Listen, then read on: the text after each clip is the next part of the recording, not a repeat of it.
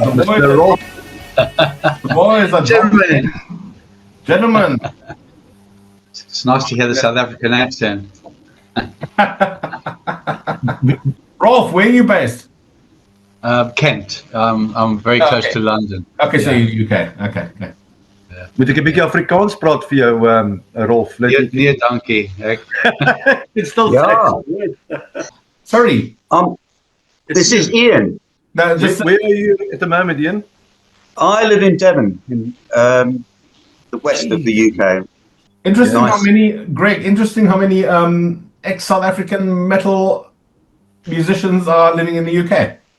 Must be the whole Commonwealth thing, or was it by descent, or must be, yeah? There's lots of us here. Carl lives not far from here. Chris Gaskell lives in Exeter, not far from here. And old dear friend Rafe Ledeen is not far from here. He's also over there. I didn't know that. Yeah, there's a lot here. Yeah, we've all played together in bands over the last 40 years. We've all been. There's a connection there, you know. For sure. Chris Gaskell, he was the original bass player of a band we had called Writers Assembly, and it was 4 South Africans playing in the UK in London.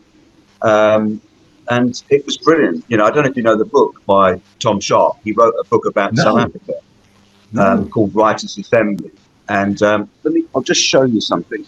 Wow. This was the bass drum skin. Chris, I've seen that picture. Yeah, I've seen that picture. You posted it on the group. Yeah, that was 4 South Africans in London gigging, and we were a brilliant band. You know, is that when Chris just got to London? Because he went over. This was 90 to about 94, about 4 years before. 84, yeah, he said he left in 84. As I recall. Yeah. Brilliant. So that was brilliant. You guys playing covers and stuff like that at the pubs? Or? Yeah, but we were playing the top 20, which was like Nirvana and the Red Hot Chili Peppers. Really good music then in the 90s, you know. I know Chris managed to get the absolute pleasure of playing at the Marquee Club. Yes, we all played the Marquee. Wonderful. Yeah, is it with this band that you're talking about now, or we Writers played there, but Black Rose played there, and Rolf and I had a band called Sterling as well. We played there. It was the best venue. It was such a wonderful place to play. You know, it looked like a load of shit, but it's just brilliant. You know, the 80s in London was amazing. We had such a joy in the 80s. You know, amazing. It was so cool. Yeah, the year you guys all left, I went to the bloody army. Yeah, that's why we ran away. So someone had to go. It might as well have been you. Yeah, it was me. Well, Carl did go to the army, didn't he, Rolf? Carl went. Yes. Yeah. He had to go. He went. Yeah, but that's where he got that crap tattoo, didn't he? He got that absolute crap tattoo with sad sack on his chest, and we never stopped taking piss. Anyway, guys, Dean, glad you could join us. What we did last time, and I know it went a little bit out of hand, but I try and pose a certain amount of questions, but just to give everybody breathing space so everybody can give their input on it. And I think the first question I'm going to throw around, and I think that's probably the mystery. Up until our last call and chat with the first round we basically did with Mark Vass and Dean, I was not even aware of bands like Black Rose or Tyrant, or I was not aware that there was a pre-scene, a build-up towards what I thought were the originals of the scene. So the question I would like to pose is, in an environment like South Africa, where you have apartheid, you have sanctions, you have a very difficult environment. What triggered you guys to play heavy music? How did it spark you? Where did it come from? It's quite a long story, actually. We all came from different bands, but I was with a band called Pegasus, which was a recording band. All we ever did was record. We did nothing else, and it got really on my wick. So there was Andy Barnes was the guitarist, and V, who used to sing on the Cliff Richard show, was the singer. But it was kind of very much sort of like rock, intricate rock. but it wasn't heavy metal, but it was rock. And but she refused to go live. She wouldn't go live. So all we ever wanted to do was go live. And so they left the band. They were actually forced out of it. And suddenly Carl Apples Riley arrived on the scene. And I'd never heard anything like that. I mean, that was exceptional. The noise that came out of his guitar. Oh, my God. And I was converted immediately. It was just, I'd never heard a sound like this. And then he started playing me, Iron Maiden stuff, the very early days, Motorhead. And I thought, oh, this is brilliant. And that's where sort of like he and I got involved really heavily. And we had a drummer. We were called Banish, and we used to appear at tramps. So we'd start off with like a couple of pop tunes, and then we would just belt out heavy metal. Yeah. Rolf, sorry to interrupt. I've heard that name mentioned in the meetings before. Banish was Gary also involved with Banish?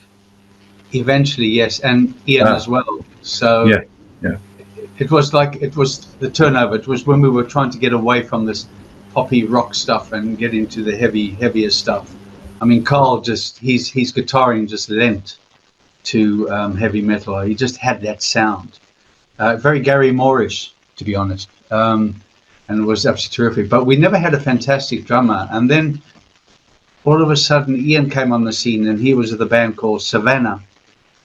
Ian. Savannah. There was a band in Cape Town. There was a band in Cape Town called Savannah. Yes, a guy called Clive Hay. He was a South African singer-songwriter. He was very, very talented. Had a wonderful voice. He did a lot of one-man band things, but he also had a band called Savannah, and we did a lot of original stuff. I think he did about 4 or 5 albums in South Africa. Then he emigrated to Australia, and when he was in Australia, he redid everything he recorded, including some demos that I played on, and he released it as a CD. He's still playing. He still has the most amazing voice, Was Savannah a metal band? No. Sorry, how's it, Ian? I joined later. Forgot to say hi to you guys, man. How's it going? Hi, Dean. Nice to see you, Dean. You too, man. Jeez, it's been forever, man. Yeah. So, can I just go back a bit? Yeah. I grew up in Boxburg, right? In 1967, my family emigrated to South Africa. I went to school there. Went to college. Went to Boxburg High, which is a load of shit, But that's where I started. There were lots of musicians in the East around. The guys from Avoid. I can't remember all the names of the bands, but there were loads of them. And it was a really good music scene then. And this is 77, 78, 79. And there were some rock bands about. There were they weren't metal, but you mentioned the Jimi Hendrix guys. Band of Gypsies. Band of Gypsies. They were fabulous. We played on a few gigs with them, and they were the people that we sort of looked up to. They even Rabbit. Everybody does a Rabbit, but they were a good rock band. Rabbit. I went to see them 2 or 3 times. Circus, Bernie Miller. Have you ever heard of them? Bernie was a really good rock frontman. So that's how I started. But I joined Black Rose at Plum Crazy. We were there one night, weren't we, Rob? And they said to me, you fancy joining the band? I said, yeah, okay. That was it. Who was in Black Rose at that time that you joined, Ian? Who was playing drums and stuff? Who was playing drums before me? There was a guy called Wayne somebody. He was the most terrible drummer I ever played. I don't remember. But he looked the part. He looked so heavy metal. I've got a picture of him somewhere. But he looked so heavy metal. He was also from England. But his sense of rhythm was appalling. But it was good enough because we just wanted metal, so that's that's how it went. But yes. But Ian, when did you actually start playing drums? Like before you joined all of these bands, like did you start playing in your bedroom? In 74 I started. I played in various local bands in Boxburg. I have a dear friend, a guy called Mark Vedette. We went to school together. We played in lots of bands together. He was the guitarist from Riotous Assembly as well. But him and I sort of did all the little not pubs, the little places in Boxburg. That's how we started. And he played with Flash Harry. I don't know if you remember Flash Harry.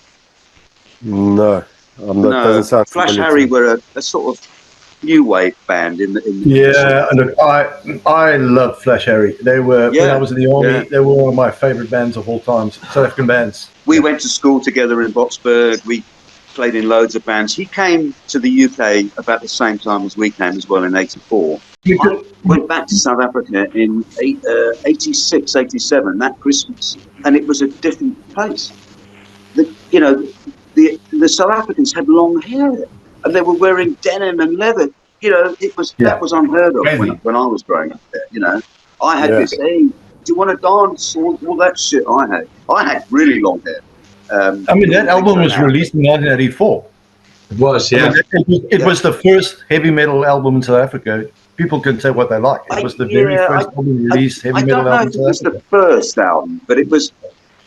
All I hope that we influenced other people that carried on after us. Well, Ian, I don't think there wasn't anything of that kind of heaviness. I mean, there was the album from Suck in 1971 or whenever that was. There was that album. Really heavy metal. I've got some of those albums, and I've got quite a few South African albums, and Hawk as well. Hawk were quite heavy. Yeah. Joburg Hawk and all that. But yeah, I mean, the Black Rose thing is the whole history of it is less than 3 years. Yeah, it was pretty quick. We've all played in other bands together. We over the years. This is 42 years ago. I tried to put a timeline to it, Rolf, and I mean, the album was released in '84, so by that time you must have been going for quite a while. I mean, you guys, 1985, Black Rose was pretty much done, I would say. Yeah. So you would say you guys started, what, 1981, around there? 82, we started. 82, yeah? 82, yeah. And we jumped in, we're going professional. We're playing the club circuit in South Africa, we're going professional, we're playing heavy rock. And it was like, you're stupid. What's wrong with you, But we did it. God. We went, we were trying to influence people. Come on, this is good, Lizzie. That sort of stuff, Well, you guys were all we had, man, like in the line of seeing heavy band live. I mean, that was incredible. I really hope we influenced, a few people to pick up an instrument. In the UK, we did a 5-track demo here, which we have copies of, and it sounds just like Black Rose. It's a continuation of the album that we did in South Africa. What year was that recorded? That would have been 84, 85. That would have been. So after the Live By It album, obviously. Yes. So, yeah. Okay. Yeah. Oh wow, man, we need to hear some of that stuff. It's good because it's very, very good. Rolf is singing like a blooming lark. It's brilliant. And because we were rehearsing every day, because we were so determined. We had this typical South African attitude. We're going to do this. We're and we worked hard. We struggled. We had no money. We were hungry. I was always hungry.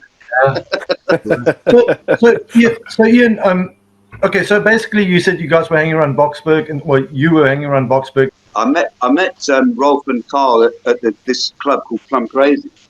They had a musicians bar there, and if you remember, it was free, and it was wonderful. All the musicians hung around. You could do your gig in the evening, and then go there at midnight and chat with your friends and everything. It was a wonderful place, and that's where I met them.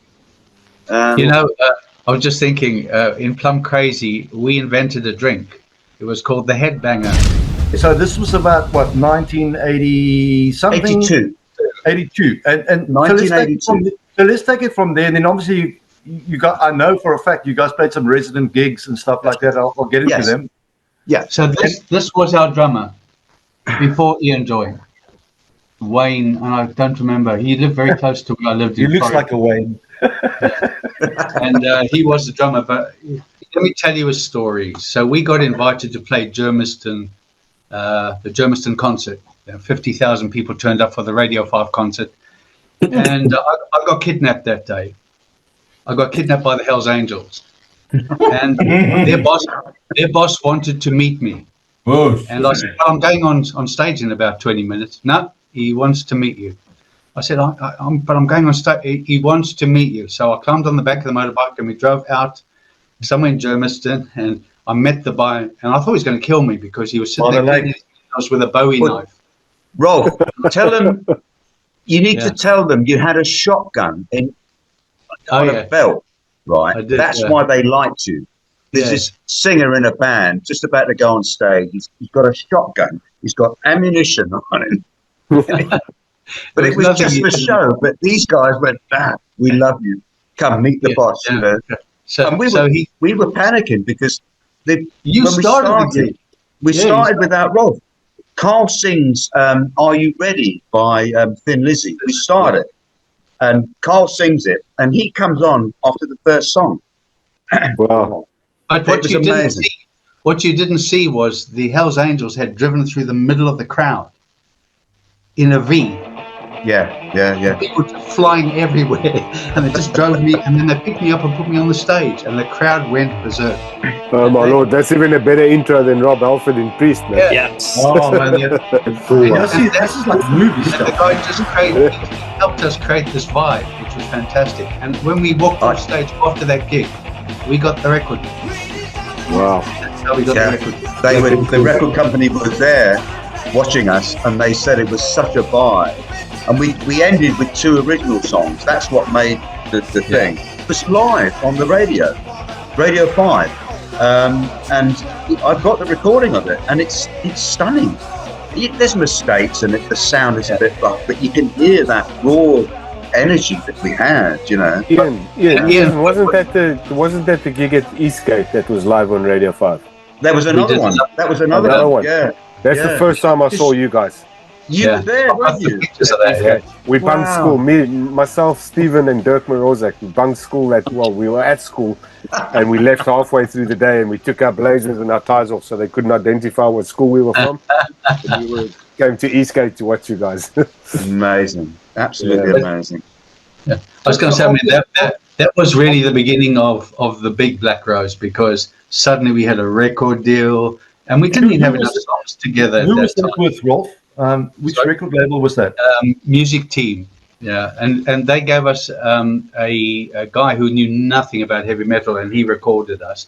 And Carl kept on saying, "That's not the sound. That's not the sound." And the guitars really suffered on that album. But it was recorded in 2 days. You know, we did it over the weekend. It was bass, drums, and guitar live. Right, you could hear that. And then the solos and the vocals were done afterwards, you know, and the silly effects. We had a cymbal that you hit, and then they turned it backwards, you know, that sort of thing, you know. And it wasn't mastered. It was recorded and it was mixed pretty well, and then they sent it to print. It was never mastered. Wow. So this is why it sounds so bad, you know. And it's not what we recorded, you know. It was a guy called Richard Mitchell. Mitchell, but he went on to become very famous. He was really good afterwards, but he had no experience of Carl's guitar, you know. He didn't know there was a 10 on an amp. I don't think it sounds that bad, you know. I mean, I know it could be a hell of a lot better, but I don't think it sounds that bad. No, but it's. But we move on a few years, and we should have. We've got the master. Rolf has the master still. God, really, to this day? Yeah. Yes, he's still got it. He's got come on, Rolf, re-release it, man. But it needs remixing, but it's on the 2-inch, and you know how they disintegrate after a while, you know. Yeah. But we'd love to get it down on digital, and then we could fix it, you know. How long was that whole recording session when you guys were in the studio? How long did it take to do it? 2 days. 2 days? 2 days. It was what, 8 songs? 8 songs, yeah? 8 songs. We were so rehearsed. We knew the songs. We could just do it. And like I say, Mark Roxer, you know, Carl and myself, we did it live. And if you listen to it, there's a few little things there, but it was live. I listened to that album about 2 weeks ago. For me, it sounds fucking heavy and metal. Yeah. Yeah. Oh, it But- was. Me too. I was talking to Rolf earlier on, and we had this infight in the band. Not an infight, but Carl wanted to do really heavy stuff, right? Rolf wanted to do lighter, sort of Van Halen type thing. And I wanted to do prog. I wanted to do Rush, you know, and like there was battles, you know, what do we do? You know, how are we going to do this, you know? That's why you and Rolf would have worked well together, because, I mean, Rolf, you had the keyboards and stuff in the band. I mean, Rush is very based on keyboards and bass and stuff like that, and the guitar. Yeah, the keyboards are quite funny because, like, I managed to switch them on occasionally. It was one note, wasn't it? One finger. It was. I had to do the beginning of "Are You Ready?" Remember, and it was like the whole stage just vibrate, and that was my keyboards. I wasn't allowed to play anything else. Just sing, sing, Rob. So after the recording, and then they obviously released the album. Did you guys then do like a supporting tour in South toured, Africa? yeah. We toured for about 5 months. Whoa! All over the place. We went. Orange Free State. Remember the Red Blitz? We went to Durban, right? We played Durban Ice Rink. It was like a festival, and there were Indian guys with heavy metal shirts, and you know, they had Iron Maiden stuff, and I'd never seen this before. These guys, we were signing autographs and stuff like that, and these guys were Indian. It's like, wow, I didn't know this thing existed anywhere else, you know. And it was wonderful. It was absolutely wonderful. And there's a story about that Durban gig. I don't know if I'll have to tell you, but yes, you must. Mark Proctor was a fucking rock star, right? He looked good on stage. He was, you know, but he was the most infuriating guy. He was never on time. We did these gigs, and we'd say, right, the gig's at 8 o'clock. We have to be there at 6 o'clock, set up, and he would turn up at 8 o'clock. So Rolf got the idea that he'll say the gig's at 5 o'clock, and we've got to be there at 3 o'clock. And then he would turn up at 5 o'clock, and we'd be fine. But that's how we had to treat it like that, you know. But in Durban, when we played Durban Ice Rink, because he pulled a chick every night, you know, and he pulled a transvestite. Knew you were going to go there. It was the funniest thing. And we were on the bus, the tour bus going home, and he was late. We were sitting there waiting for him, you know. He goes, "Oh, but the worst night," you know. But that was Mark. He was wonderful. We loved him. Yeah, we absolutely loved him. You know, and he came. You know, when I think about it now, it makes me cry because he came to London in about 2000, and we got together and we had a night in Soho. Me, Carl, Mark Burdett, other people were there, and we had the most drunken, debauched night in Soho. We nearly got arrested. There was a South African girl working in the pizza place or wherever it was, and we were talking to her. Hey, will you know all this shit? Next minute, the police come. They want to arrest us. And the next day, Mark Proctor had to drive to Birmingham for a conference. We were out of it. I mean, you know that phrase, blind drunk? That's how I couldn't see it. You know, I don't know how we got home. It was like, wow. And that's the last time I saw him. And that's my memory of him. You know, he was just he was a fantastic guy. Was he like the Sid Vicious of the Sex Pistols? Yes, he could just look at a girl and they'd go, "Oh, I love you." He was like that. You know, he was a proper rock star, Mark. He was proper, you know. Yeah. And as a drummer, I was very lucky because Black Rose had 3 bass players. You know, we had Gary Walker to start with. He was brilliant, you know. We had Mark Proctor. He was a fucking rock star. And then when we came to the UK, we had Dave Boyce. And Dave Boyce has played with Little Angels. He's played Cheap Trick, Grand Slam. He's playing now, you know. So as a drummer, I was very lucky to play with these guys, you know. Then you did Durban. Did you do Cape Town at all ever? No, we did the round show. We supported Ungo Jerry. Mungo Jerry. Mungo Jerry. In the summertime when the weather is They were brilliant. They were such nice guys, you know. But we did the Golden Banana. We played there. We like resident there for a while.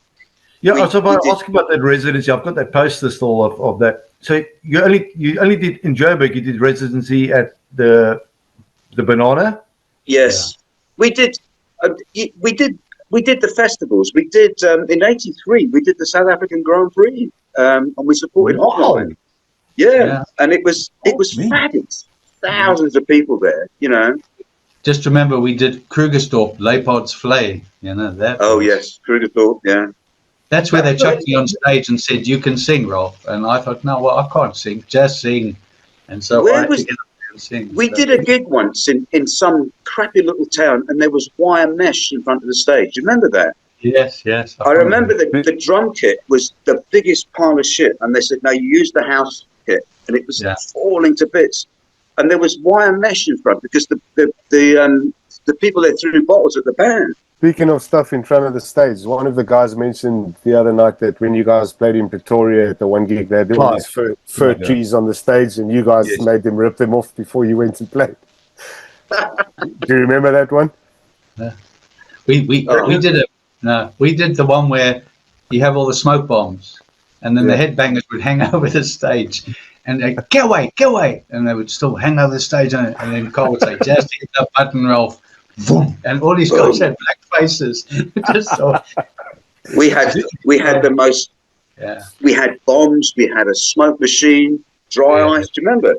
Yeah. We were in Port Elizabeth, and then we were learning to use the smoke machine, and then Carl just dropped this big lump of ice into it, and the whole audience disappeared. Yeah. It's amazing. The owner of that hotel. Actually, through this group that we've set up on Facebook, he actually got a hold of me the other day. And I asked him if he's got any posters. It's unbelievable. And all the old bands that had residencies or played in Port Elizabeth played at his spot. And, And he was a bass player. He's got nothing left of posters. He said it's all gone. But I mean, he played in a famous band, didn't he? He played in a band called Tank, I think it was. Was it Tank? Oh, wow. He was a bass player. And my bass drum caught fire at that gig. We had those par 38s. You know, they used to get really hot. And I had a pillow in the bass drum, and the par 38 fell in the pillow, and the pillow was on fire. I'm playing. Carl! There's smoke coming out of the bass drum. Cool show, man. Didn't need a smoke machine. No, an interesting thing was posted. I know that a guy like Philip Nell, which is one of the best South African metal producers that ever came out of South Africa, he had his own metal label called Inas Records, and most of our generation of bands, he owned all of us at that time. He made a comment. That's really cool. Yeah, that most of us bands, even VOD, that we felt that we reached our limit in South Africa, and we basically, in his words, we fucked off too soon to the UK. Because we just released this album, and we didn't drive this album in South Africa. We went overseas. Do you guys feel, after you guys did the Black Rose album, and you did a couple of, how long after the album did you guys leave? And 6 months. 6 months, wow. Yeah. We did the album, we toured, and then we went. We were gone in the June. You know, that was it. And how did that work out for you? It was hard. It was very hard. You know, we had nothing. We had no money. Nobody knew who Black Rose was there. No, and you know, if you speak to Rolf went around all the record companies, all the guys there, and they said the Black Rose album was racist. They would never. What was racist? The words? Never sign a white South African band. That's what they said. Wow. And is that what the guys were telling you? Yeah. He basically said, number one, you need to go and make a name for yourself. He said, you're new in the UK, so go make a name for yourself. Just so you know, I've still got the list which Morris Horwitz gave me. These are all the record companies I went to. Every single one of them. God. Myself and Carl went to the whole flipping lot. Yes.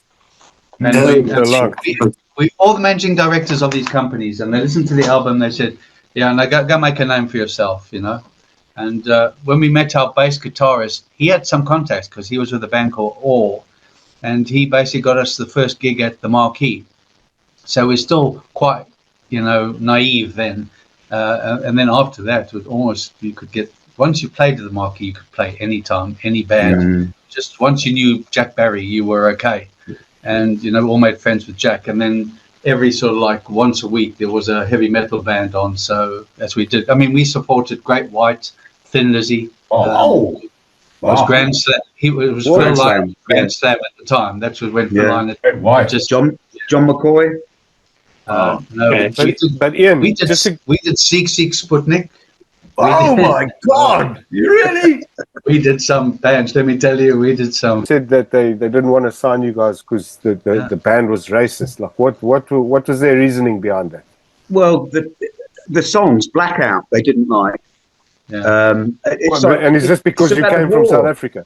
Yeah, it's about the war. It's got nothing to do with South Africa.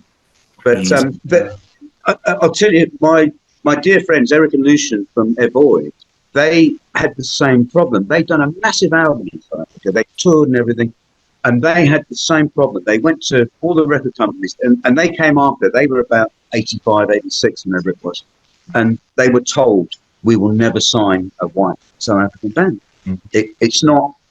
They can't promote it because of apartheid, because of all this shit that was going on. And that was the comment. What Ian says there is correct. All of them said we can't promote an album that comes with white South Africans. White South Africans. And in 1988, I came across the channel from Belgium to England, and I didn't even get into the country. And it was the same thing. They started mentioning about apartheid and all that, and they said, But it's amazing they never looked deeper into the bands. No, they won't. No. They couldn't. There was millions of bands all trying to do stuff. Yeah, but also not even the band's message. You know, like is the band? No, it was a hard time. You know, was the band automatically like racist, white, whatever? Yeah. I mean, to be honest, if it hadn't been for Dave Boyce, we wouldn't have got as far as we got. Kind of thing. Dave Boyce, our bassist, basically knew everybody in the industry, and he loved our music. Right. Absolutely loved our music. You know, so Rolf and Ian, so did the whole band leave altogether? The four guys, you all went to the UK at the same time? No. Mark Proctor couldn't go because I think he had to look after his mother. If I remember rightly, he lived with his mother, and he couldn't go. But he did have a British passport, so he could have done it. You know. Yeah. Does the song Razor have anything to do with the band Razor?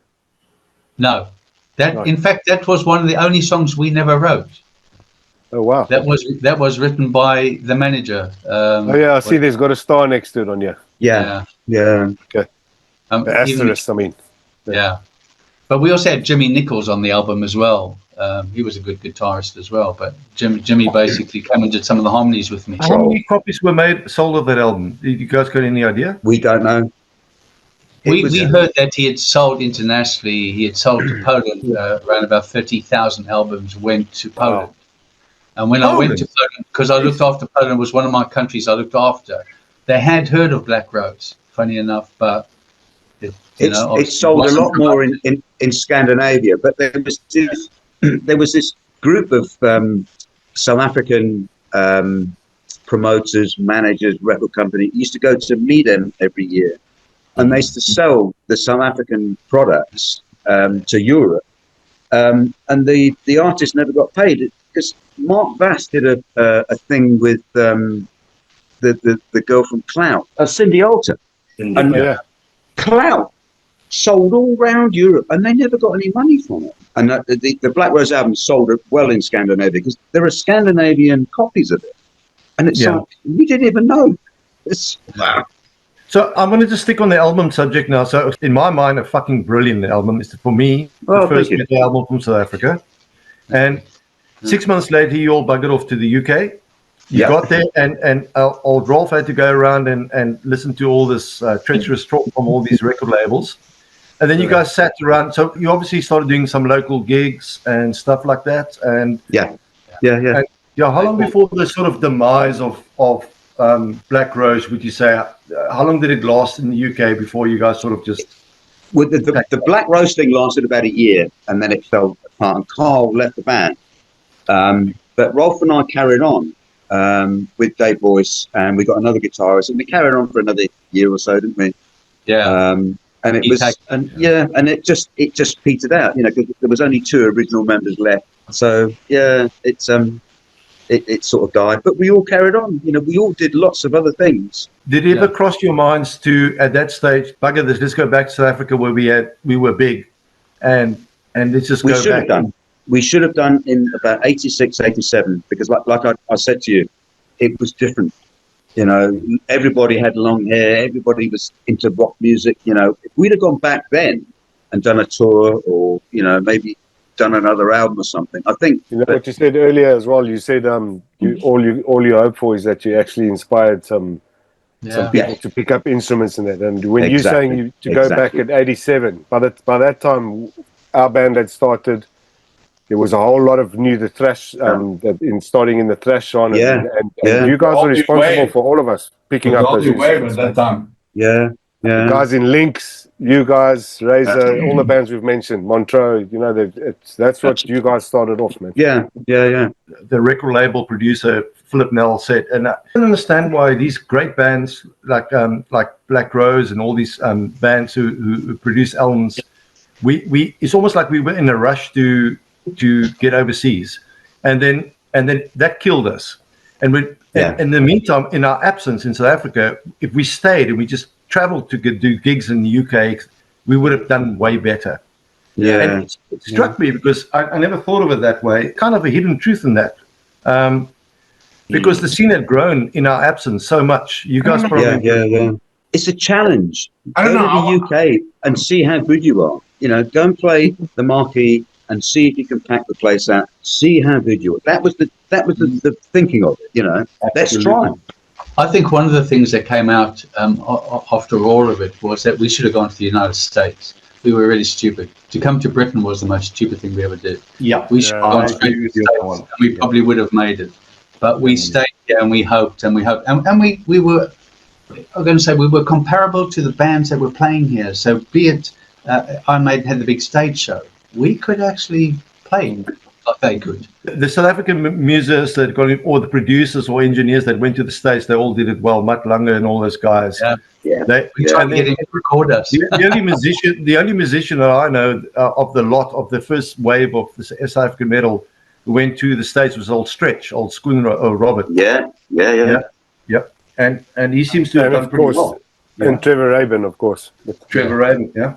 Correct. I mean, if Black Rose went to like say LA or something, and you got taken under the wing of those producers and those guys there, you would have taken off. Yeah. We thought about it, but we had British passports, and it was easy. We were straight in the country. It was dead simple, Yeah. But Stretch, what a guitar player. I mean, what a guy. I knew him, when he played with Danny DeBette. My mate. Mark Burdett played in his band as well. He was a brilliant guitarist. Wow. He's a very clever guy as well. He's busy he's finishing up his first pedal at the moment. He said he's going to release it I soon. think the sad thing about Black Rose breaking up was we had started writing some really good numbers. Yeah. And that was the sad thing. We'd actually now got a sound of our own. We'd actually started creating melodies that you could actually pump out. It wasn't like it was heavy metal melody. It was just so thick, and we got to that stage, and then the whole thing just fell apart. And it's just a bit sad because, like, say you get yourself a new guitarist, and he just never sounded like Carl. He never did. And I mean, the bass player we were lucky to get him because he was exceptional. And also another beautiful boy that could get any girl he wanted. So he was another one. So we had another Mark Burdett, but a British one. But I think that was the sad thing is we started writing some really good songs, and then thought, well, now what do you do? And have you guys got any recordings after the album of Black Rose? I have. I've got them. Have you got them as well, haven't you? I've got them somewhere, yeah. 'Cause Yeah, remember, yeah. we were going to re-record when we came to your place, and then I yodeled so beautifully when I came. I honestly hadn't sung for like I'd given up with Air Force, you know, the Iron Maiden guys, and basically then came to them. I hadn't sung for about 3-4 years, and I'll tell you something: if you're going to sing heavy metal, you better keep singing, because you're not going to do that. I just yodeled out, you know. I'm just looking at this album cover of the back cover of this album. Ian looks like he was about 15 years old. Or well, I think I was the oldest of all of them, but I mean, we were young, and yeah, I can say we were lucky to meet. I mean, of all the things, you know, that I decided to interview a guitarist because you know, Peter van der Merwe, who was the guy who owned the studio, the Pegasus studio, he said, yeah, let's get someone in, and this guy came in and he played like country and western, and I thought, who on earth is this? I'm not interested in that. Anyway, we thought, well, if that's the only guitarist we can get, and then Carl walked in. Oh, yeah. Man, it was just, what a flipping noise. What a fantastic noise. Yeah. What's happened to Mark Proctor? Is he sort of just disappeared off the... He died. He passed away, yeah. Oh, shit, I didn't know that. It was in the last few years, wasn't it? Yeah. It wasn't so long ago. It was weird because I'd spoken to him on a video call. You see, when I left music, I went into video. The company I work for invented what you're watching today. So when I said, if this system works, it's because that's what I sold for nearly 9 years. Yeah. When the first video conferencing is what I sold. What inspired you to go the keyboard route? It was weird because Pegasus didn't have a keyboard player, and they wanted a keyboard in the band, and I so desperately wanted to be in the band. And I mean, as a kid and even at school, I sang in operettas and all kinds of things. So I loved singing, but I never thought I'd get the opportunity to sing anything. I thought anything. So I bought a keyboard. My first keyboard was, oh man, I've got a Kai now, which is about this big, and it sounded like a little organ, with mini pops. Yeah. This was my first one, and Andy Barnes taught me to play it. But I didn't know how to play it. I just wanted to be a keyboard player, and that was fine. And then I kind of got the gist of how you put it together. And then he started getting more complicated. And then I bought my Jupiter 4. At the same time, I bought a Korg CX3, and I bought an Alpenstill piano, which was like a grand piano that stood up. Weighted keys. Yeah. It was, the key came out of the box.